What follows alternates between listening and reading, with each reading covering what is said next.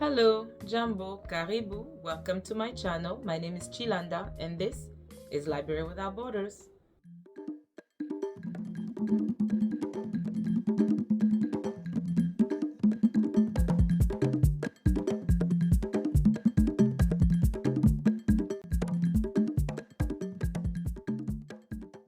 Hi you guys, I hope you're doing great. I am doing good. Thank you for all you people who care. Thank you. It is time to wrap up the month of October. It is time for me to tell you how my month went in terms of all the books that I read. Did I meet my goal? And just, give you a little bit of an update. I started on a good note. I had plans, and those plans included me reading more than the 6 books that I read. But it was not to be so. God, Goddess, the universe, call it whatever you want, had other plans for me, my family. In light of those circumstances, I was not able to meet my target. Having said that, let me talk to you about the books that I managed to read for the month of October. So as I mentioned, I read 6 books. So the first book I want to talk to you about is Again Rachel by Marian Keyes. Now this author is from Ireland. This book was a book choice by the ladies of my book club. One of the ladies chose this book and we read it. Let me tell you a little bit about Again Rachel. Now, first thing, I want to warn you about the triggers that are found in this book, because this book deals with heavy topics. And for the most part of the book, we deal with addictions, all kinds of addictions. And not only do we deal with all kinds of addictions, whether it is with pills, sleeping pills, whether it's with alcohol, whether it's gambling, any type of addictions is mentioned in this book. Apart from that, we also deal with stillbirth and miscarriage in this book. So Rachel is the main character, and apart from Rachel, we meet 2 men. We have Luke and we have Quinn. Luke is Rachel's ex and Quinn is Rachel's current boyfriend. Now, the story is that Rachel is trying to get her life together. She is currently in a relationship with Quinn. Quinn is this great guy. They live in Ireland, as I said, and they have a good relationship. It's not that, fantastic or great, but it's a good relationship. And what happens is that she had an ex. His name was Luke, and their relationship ended on not so good terms. And Luke comes back in her life all of a sudden. He comes back to Ireland because he's from the United States. He lives in the United States. So in Ireland, Luke is back there because his mom passes away. So he's there for a funeral. And what happens is a series of events that would throw these two together at some point in the story. And what happens is that Rachel will find herself in a position where she will have to make a choice. Will she have to choose to go back to Luke, the man that she truly loved but had a fallout with, or will she stay with Quinn, a man who is very new and who truly cares about her? But in the midst of all of that, we also meet Rachel's family, and she has this crazy mom who was really funny, but her mom is all about planning her own funeral. She's that type of mother who meddles in her kids' business. And Rachel has these sisters. One of them is married, but she's trying to try different new, including swinging, mixing boyfriends. You go out with the girlfriend of the other and the girlfriend goes with that type of stuff. At the same time, we also meet the people that Rachel works with, because she works at an addiction center, and there addiction center, but rehabilitation / addiction center, and there she meets all kinds of people. All of them are there for a purpose. Their family members are tired and they want these people to get help for their addictions. You also meet that aspect of Rachel's life. But at the same time, you also start to learn about what happened in her relationship with Luke. And you discover that Rachel was also an addict herself. And she was addicted to sleeping pills. And what happened is that she had a child that she miscarried. And I think that's the bond that keeps her and Luke sort of gravitating back to each other. It is that bond that they share through the child that they lost.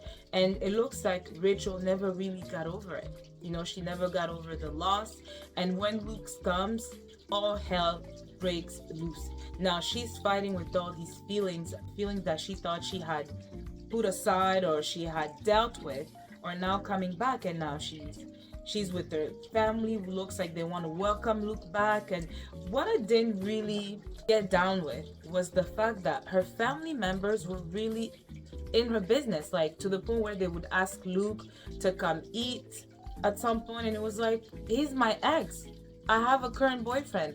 Why are you guys asking for my ex to come dine with us? But Luke was there, and at some point they start to talk, which again, if you don't want to go back to your past, do not strike up a conversation, because you know that's a door that once you open, obviously a kind of worms is gonna come out, right? That's the expression. You're opening a can of worms there. Okay, so that's what happened. So they start to talk, and now Rachel seems to be confused about her life, right? She seems to, oh, by the way the book is written is that we go back into Rachel's past, right? So she's with Quinn, working at that addiction center, helping people, and living her life and doing all kinds of activities with her sisters, with her family and friends, and so on. And then we go back into her past, and we learn about that relationship with Luke. So just to sum up the whole story, that's essentially what's going on with Rachel. She now finds herself in a position where she is second guessing her feelings for Quinn, and second guessing her sanity, her feelings that she is going through, and also she is dealing with a miscarriage and those feelings that never seem to go away. And she also has to deal with her ex. Does she want him back in the picture, or does she want to give a chance to Quinn? That's essentially the story of Again Rachel. Now, I believe there are other previous books before Again Rachel, but the lady of my book club chose that. But I know there are other books maybe we should have read before reading Again Rachel. But either way, I still felt that I understood Rachel's story through this book. Not sure that it's a standalone, but I saw that there were previous books for before this one.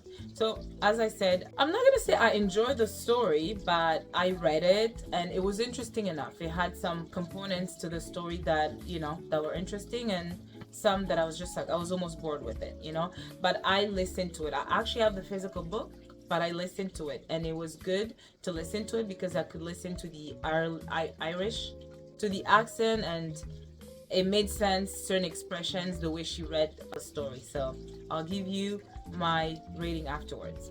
So after that, I read Lone Woman. I actually do have a vlog on Lone Woman by Victor Laval. I'm not gonna get into it, but it's supposed to be a horror book, and I'm glad I'm done reading that book, because honestly, you guys, horror books, vampire books, demonic books, witch books, all of that kind of stuff is really not things I get down with. But I read for the simple reason of spooky season and following the crowd. Shouldn't do that. Just a little blurb is about Adelaide, and Adelaide has a secret. And what happens is that she lived in California, but then something happens there to her parents.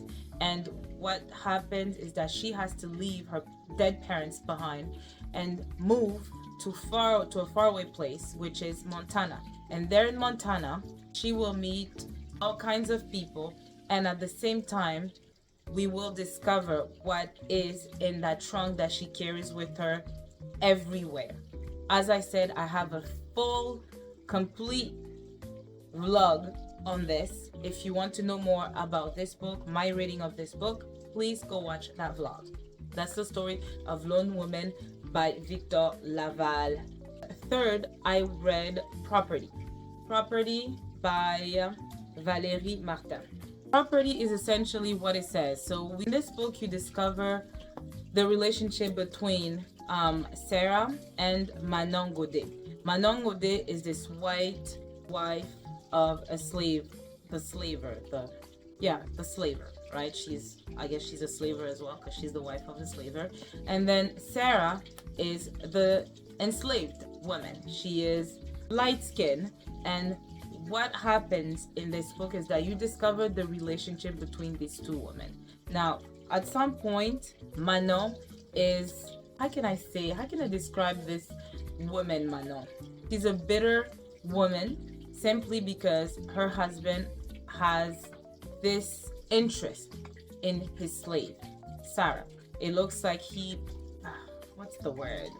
I don't even, because you know that it was never love, it was never likeness, it was like he preferred the company of Sarah instead of his wife. Let's put it that way, because I refuse to say that the husband, the slaver, liked Sarah. There's no such thing.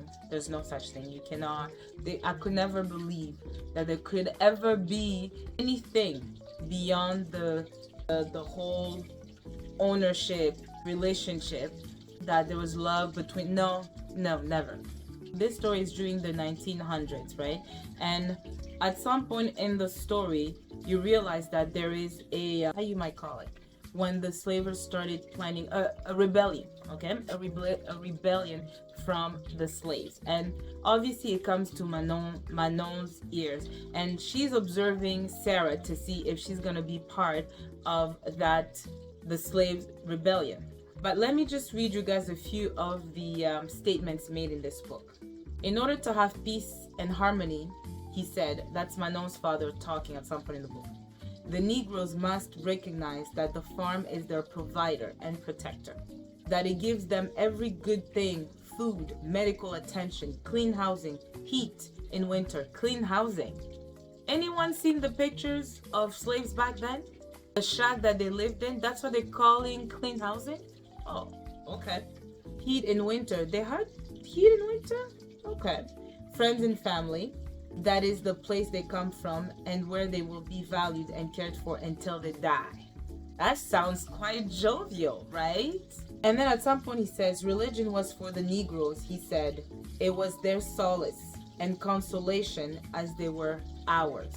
You hear that, guys? Religion is for the black men. How does it? It is their solace, as the Negroes are for the white men. If that ain't some shit.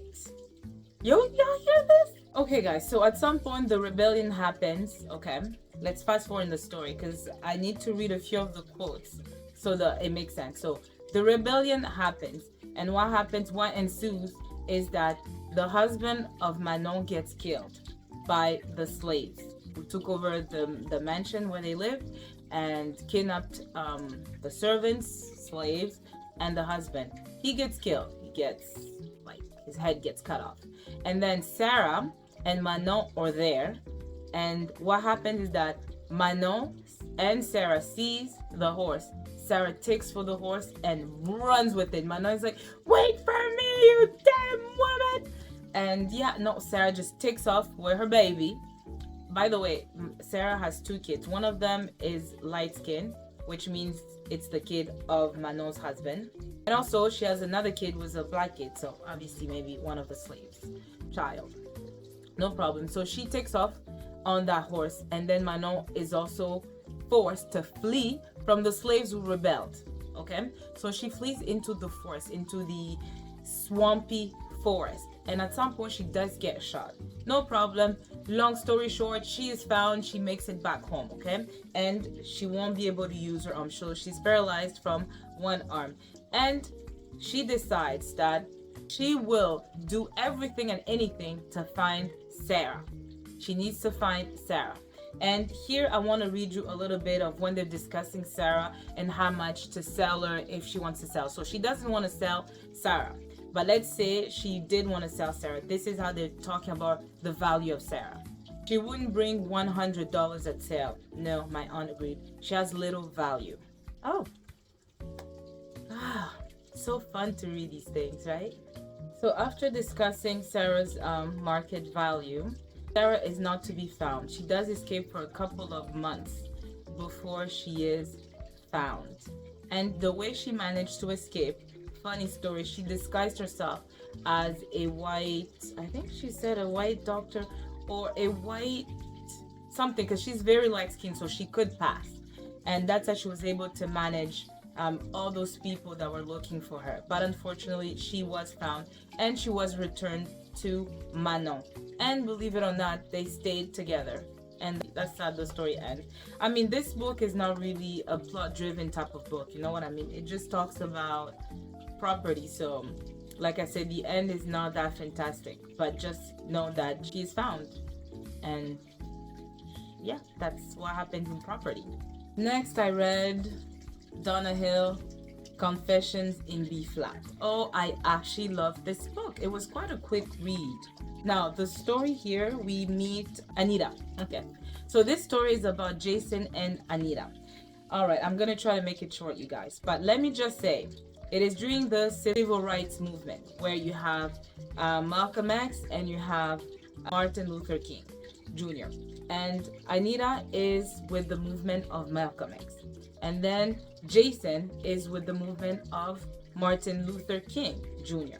So you can just imagine these two people being brought together, but yet their views of the world are impeccably different. And they have to learn to navigate the relationship that is building up between them two, but also try to find a middle ground, because none of them want to give up their beliefs and people that they are following. You know, Anita is set in her beliefs that Malcolm X's teachings are the way the Negroes should adhere to that kind of belief. Whereas Jason is all about like Martin Luther King's, he's about the give the cheek, the other cheek type of teaching, right? Because that's what Martin Luther King was about. He was not about violence. It was about, you know, peace and, you know, trying the non-violent way. That was what Jason was all about. And what happens is that during the civil rights movement, you actually do have pictures. So although it's a fiction love story, but Donna Hill put some nice pictures, real pictures here of the movement. Here you have other pictures. You have Angela Davis in here. I love her afro, because what she talks about that really struck me was the fact that Anita was all about the afro. You know, she was all about that beautiful big afro, which speaks to me always. You know, I found myself in Anita. Like, I recognized my spirit, my fighting spirit in Anita. And I was actually having this conversation with Bay. I was like, which side would you take? Would you take the teachings of Malcolm, or would you take the teachings of Martin Luther King? And you know what? I knew it. My husband was gonna be Martin Luther King. He would follow Martin Luther King's teaching. And I'm way too passionate to be like, give the other cheek. Oh, the non-violent way. Oh. Although I've never lived war, let alone even heard a gunshot, you guys, like, honestly. And I'm like a scaredy cat. But I know for sure, under the circumstances, I will be a rebel. And Malcolm X will be my teacher, for sure. I love Martin Luther King Jr. I love the way he spoke, because some of the speech that he gave, let me just read you a little bit of, where we're convincing. You know, at this point, it's one of those, it was actually televised. And what I found out is that Donna Hill does put some of the links here, like the YouTube link if you want to get more information on the speech of Malcolm X or Martin Luther King. So, on the speech that Malcolm X gives in one of the interviews, he says this: The Muslims that accepted the religion of Islam and follow the religious guidance of the Honorable Elijah Muhammad have never bombed any churches, have never murdered any little girls, as was done in Birmingham, have never lynched anybody. They have never at any time been guilty of initiating any aggressive acts of violence during the entire 33 years or more that the Honorable Elijah Muhammad has been teaching us. The charge of violence against us actually stems from the guilt complex that exists in the conscious and subconscious minds of most white people in this country. They know that they've been violent in their brutality against Negroes, and they feel that someday the Negro is going to wake up and try and do unto them as the whites have done unto us. Like, I highlighted the whole thing. Is that a real fear? Jeez. Here, guys, the best part that I like the whole thing, the whole page was the best, but I can't read it out to you. But here it says, to accuse us of being violent is like accusing a man who is being lynched, who is being hung on a tree, simply because he struggles vigorously against his lyncher. The victim is accused of violence. I only point this out because the various racist groups that are set up in this country by whites and who have actually practiced violence against blacks for 400 years are never associated or identified or made synonymous with the term violence, but speak of Muslims and almost synonymously with violence. But speak of Muslims almost synonymously with violence whenever Muslims are mentioned by them. Isn't that an amazing speech? Like, I can't believe Malcolm was killed at such a young age. Oh my God. Now let me read you Martin Luther King's speech. Nonviolent resistance required the willingness to suffer, even to go to jail. The universe, Dr. King said, was on the side of justice. Therefore, the activist had to have faith that justice will happen. And finally, nonviolence prevented physical violence and the internal violence of the spirit. Dr. King believed, as opposed to the views of Malcolm, that it was the responsibility of every citizen to be prepared to defend the rights of everyone who was faced with injustice, even when that meant going to war, because injustice anywhere is a threat to justice everywhere. It was a hard philosophy to embrace, but he understood.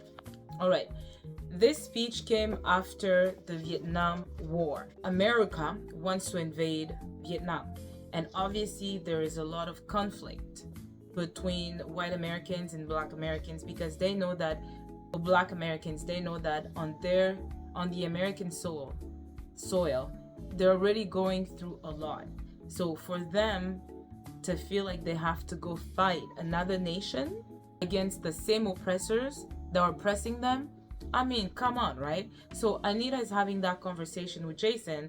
He's with Martin Luther King's, the speech that I just read you, where he says, like, injustice anywhere is injustice everywhere, even if it means to go to war. So Jason, being with Martin Luther King's speech and being one of his followers, he is compelled to go to war, to actually go to the Vietnam War.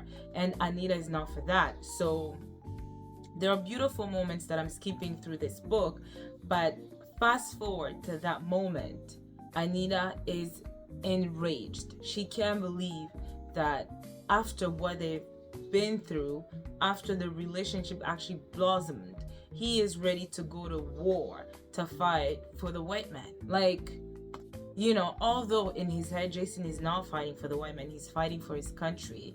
Nigga, you fighting for the white man. You're fighting the white man's war. You know what I mean? The white man decided to invade Vietnam.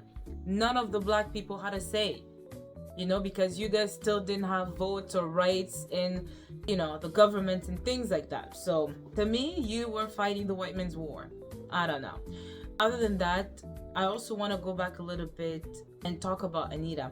What I loved about Anita, her passion, and she was very passionate, like her afro, her look, and her belief system. It is also that she was a poet. A couple of poems in this book that she wrote and that she reads in front of an audience, because she works at a restaurant/bar, and that's where at some point each night she reads one of her poems. and she has a poem that she wrote about her and Jason, which I really enjoyed. I actually highlighted the poem, but I'm not going to read it to you guys. But I really liked her personality. That's all I wanted to say about Anita. So Jason decides to go to war, and Anita is keeping a secret. And instead of telling him, she decides to just let him go without telling him that secret. And guys, what happens after? I can't tell you.